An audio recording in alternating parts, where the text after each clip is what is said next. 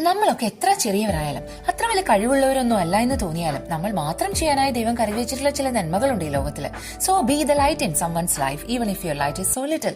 ജനിക്കും മുൻപേ അമ്മ മരിച്ച് അമ്മയുടെ ഉദരത്തിൽ നിന്നും സിസേറിയൻ വഴി പുറത്തെടുക്കപ്പെട്ട നോട്ട് ബോൺ എന്നർത്ഥമുള്ള നോൺ നാറ്റസ് ആയതുകൊണ്ട് തന്നെ പേരിൽ പോലും ആ അനുഭവം പേറിയവനായിരുന്നു മിസ്റ്റർ റെയ്മണ്ട് നോണാറ്റസ്. സ്പെയിനിൽ നിന്നുള്ള ഈ കുഞ്ഞ് പ്രായപൂർത്തിയായതോടെ അടിമകളുടെ മോചനത്തിനായുള്ള കാരുണ്യമാതാവിന്റെ സഭയിൽ ചേർന്നു.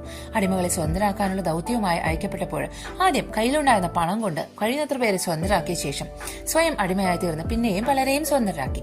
മതപരിവർത്തനം ആരോപിച്ച് കവലകളിൽ നിർത്തി പ്രഹരിക്കുകയും പ്രസംഗിക്കാതിരിക്കാൻ അധരങ്ങൾ തുളപ്പിച്ച് താഴിട്ട് പൂട്ടുകയും ചെയ്തു. പിന്നീട് സ്വദേശത്തേക്ക് സ്വതന്ത്രനാക്കി അയച്ചപ്പോൾ രക്തസാക്ഷിയാകാൻ കഴിയാഞ്ഞതിൽ റെയ്മണ്ട് ദുഃഖിച്ചിരുന്നു. വൈകാതെ രോഗബാധിതനായി 36-ാമത്തെ വയസ്സിൽ ശരീരത്തിന്റെ അടിമത്തത്തിൽ നിന്ന് ആത്മാവിനെയും സ്വതന്ത്രമാക്കി. He is a patron saint of expectant mothers and midwives because of the nature of his own birth.